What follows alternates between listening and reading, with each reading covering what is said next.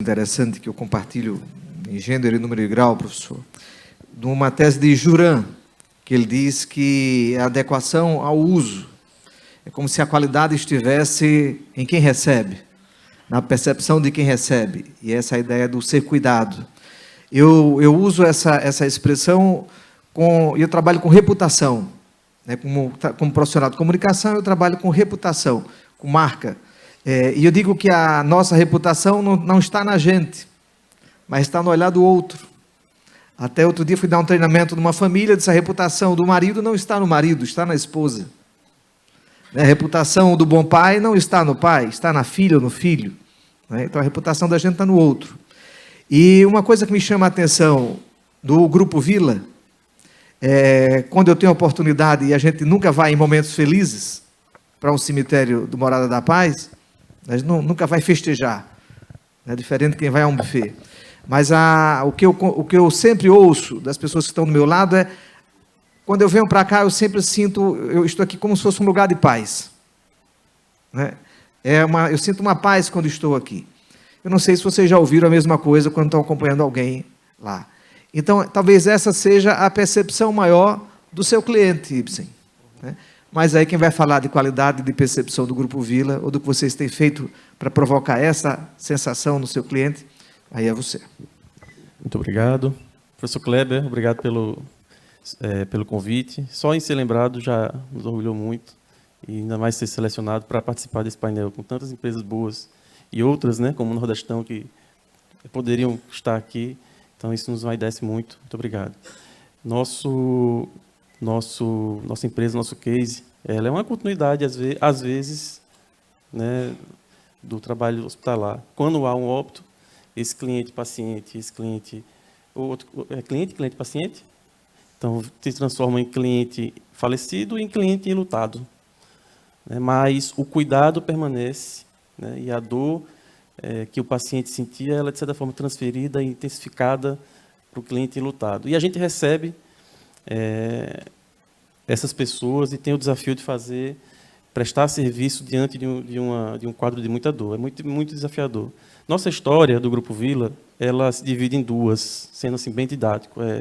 Pré-Morada da Paz, e pós-Morada da Paz. Porque pré-Morada da Paz, com a São Francisco, que desde 48, com a fundação da Funerária São Francisco pelo meu avô, Aurino Vila, construiu aí uma reputação, uma credibilidade na qualidade, atendimento à família enlutada.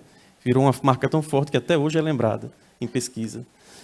E após o Morada da Paz, em 93, com a inauguração do cemitério, aí veio uma outra fase, uma fase de inovação e de expansão, que continua até hoje, trazendo já um novo conceito, o próprio empreendimento trazendo um novo conceito, quebrando o tradicional e se transformando num cenário como esse, mais propício ao momento de refazimento diante do luto. E assim, para exemplificar um pouco, assim, aqui a gente tem pouco tempo, mas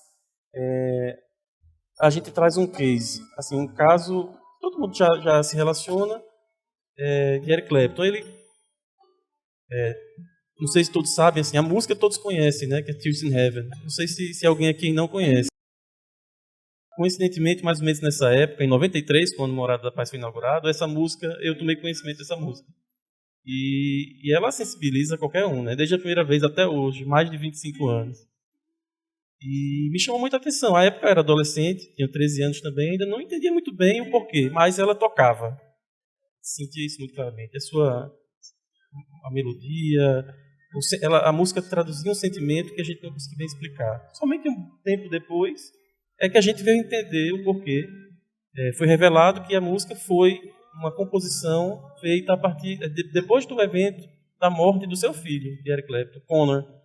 De uma forma muito complicada. O filho tinha apenas 4 anos, faleceu de forma acidental, uma forma complicada, caindo do 53º andar de um edifício.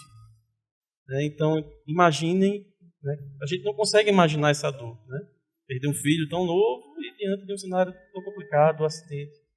E, além disso, o fato de ser uma pessoa pública, enfim, o desafio de prestar um serviço a um enlutado, que é figura pública, é muito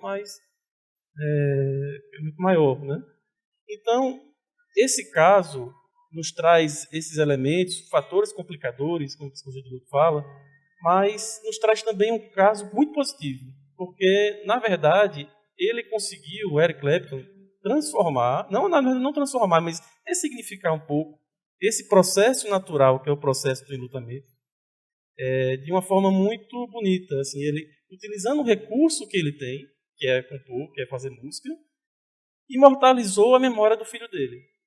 Né? E assim, o ajudando, inclusive, a passar por esse processo que é do luto. Então, é um caso que demonstra um processo mais natural, um processo esperado, que é o do não adoecimento, né? Porque o processo do luto é um processo natural, o adoecimento ele é um luto mal vivenciado, é preciso compreender isso.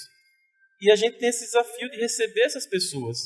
Todo santo dia nós recebemos casos mais diversos, né? Complicados como esse, que tem fatores que podem complicar mais ou menos. E é difícil até distinguir a dor do luto, se a morte foi natural ou não, ou se foi da pessoa mais idosa ou menos idosa, enfim, isso, porque o luto está relacionado muito ao vínculo que se tem com aquela pessoa. Então, você deve presenciar muito isso em hospital, muitas das vezes uma pessoa idosa e a perda, né, parece uma perda muito forte, porque o vínculo com aquela pessoa é quem diz, o rompimento desse vínculo é que diz como vai ser esse processo do luto. Então, assim, baseado nisso, assim, já entrando mais assim no coração da nossa fala aqui, que é como fazer qualidade diante de um cenário como esse. A qualidade é feita, como o D'Artagnan falou, assim, o elemento central para a gente, e como já foi colocado aqui também, são as pessoas.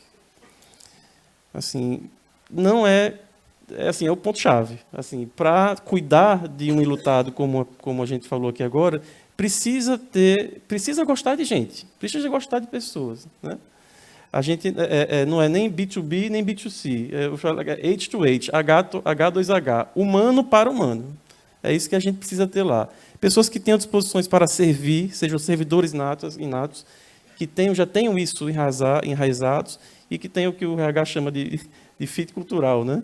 Então a gente busca essas pessoas, mas também vai para o outro P, que é o P de processo. Então a gente é muito rigoroso com os processos, na definição desses processos, no mapeamento dos momentos da verdade que o cliente tem, para que essa experiência seja a mais fluida possível e que a missão seja cumprida. E fazer essas duas coisas funcionarem bem, aí vem já o que já falado aqui, é muito treinamento. Treinamento, acima de tudo, porque a gente não tem outra chance de acertar. É a única chance que a gente tem, é o único corner, é aquele e não tem outro, né? Então, o desafio vem daí também. Então, a qualidade para a gente ela é algo muito natural. Ela é algo que faz parte do core do negócio. Não ter qualidade de um negócio como esse é não ter um negócio. Né? Então, a gente tem que trabalhar muito fortemente isso, entender isso, e a gente faz isso muito lá na empresa. Né? É claro que assim, o desafio se torna ainda maior, porque falar de morte é tabu total, né?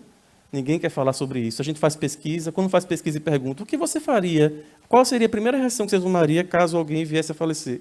Mais de 50% das pessoas simplesmente não respondem à pergunta. Viram um branco, um vazio. Não falam assim, chamariam alguém que estava próximo, gritaria, ligaria para a funerária, que é o que a gente esperaria que ocorresse. Nada, branco, vazio. E esse vazio, a gente tem o cuidado com esse vazio, porque esse vazio é um terreno fértil para aproveitadores de plantão, né? Literalmente, plantão às vezes hospitalar mesmo, né? E a gente, graças a Deus, tem conseguido fazer um trabalho, que aí é uma das perguntas que a gente colocou aqui, Kleber, que a resposta do desafio é trabalhar preventivamente, é falar sobre o assunto, é conversar sobre esse assunto de forma antecipada. Né? Porque deixar para conversar isso quando você está sentindo a pior dor da sua vida é um pouco complicado. Né? É um processo que todo mundo vai passar, que todo mundo vai não tem uma pessoa aqui que não passará por isso, então a gente precisa conversar sobre isso, precisa aprender sobre esse processo antes. E é por isso que a gente define nosso propósito lá como mudar a maneira das pessoas lidarem com a morte.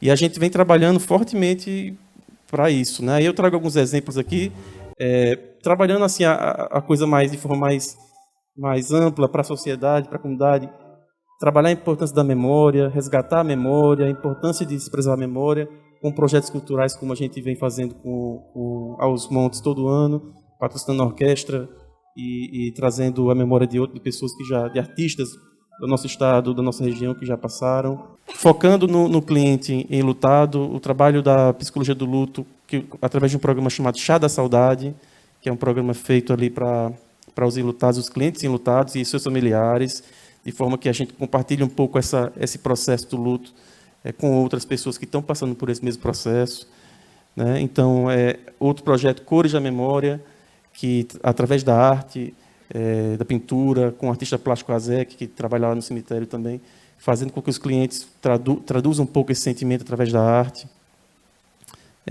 A gente quer conversar direto com as pessoas sobre o antes, o durante e o depois da morte. Então, a gente criou um portal também, o que fazer em caso de morte, para tentar responder um pouco deixar esse vazio que a gente colocou aqui. Um projeto que nos orgulha é a Turma do Vilinha, são personagens elaborados para falar sobre a questão do luto infantil, ou seja, instrumentalizar melhor os adultos para que eles consigam abordar o assunto com as crianças. E o Vila Pet também trazendo respeito e dignidade para a despedida do pet e o respeito com os cuidadores de pet, muito importante. Então, assim, tem dado certo. A gente tem hoje já mais de 1.000 funcionários. Aquela empresa do Alecrim, Funerárias Francisco, se transformou num grupo de mais de 1.000 funcionários, presente nos 3 estados, não somente aqui em Natal, mas na Paraíba e Pernambuco. A gente já conseguiu aí atingir uma carteira ou seja, preventivamente, conversar com mais de... oferecer solução preventiva para mais de 1 milhão de vidas, ou seja, pessoas que abriram espaço para conversar sobre isso. E o número mais importante, que é o NPS, que a gente mede, que a gente está com o NPS na zona de excelência, ou seja, o cliente falando, nos dando esse retorno, esse feedback de que a gente está indo bem, então, assim, que é de 77 hoje. Então, assim, esse slide aí representa um reconhecimento. Esse ano, pela 3ª vez consecutiva, nós somos consagrados com reconhecimento internacional pela NFDA, que é a maior associação funerária do mundo, como uma das empresas mundiais que conseguem elevar o padrão de excelência em serviço através de critérios rigorosos, éticos e visando a família enlutada, mas também a comunidade. Então, isso nos orgulha muito e nos diz que a gente está no caminho certo. E, assim, resumindo, né, a nossa jornada, o entendimento de que a gente não está aqui, o grupo não existe somente para prestar o serviço funerário ali pontualmente. O cliente saiu do cemitério, acabou. Não. A gente traduz nosso desafio numa imagem que é de velejar, sabe? O cliente, quando perde alguém, o cliente enlutado, ele parte numa viagem por águas do luto, né? Pelas águas do luto.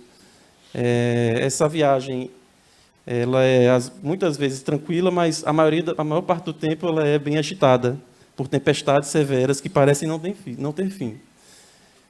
Mas ela precisa ser feita, né? E a gente instrumentaliza as pessoas, dá instrumentos de navegação, ajuda para que as pessoas façam essa viagem e encontrem seu porto seguro e não se percam, né, nesse mar e demorem muito a se achar. A nossa missão é essa. A missão começa quando o cliente sai do cemitério, volta para casa. Existe toda uma jornada mais longa, é aquela jornada que ele passa sozinho em casa. Então, a gente trabalha nesse momento, entendendo que a nossa missão é fazer com que esse cliente chegue àquele porto final lá, e não somente saia da nossa empresa com o sentimento de que acabou ali. Então, era isso. Espero ter agregado um pouco e muito obrigado. Estou aqui para as perguntas.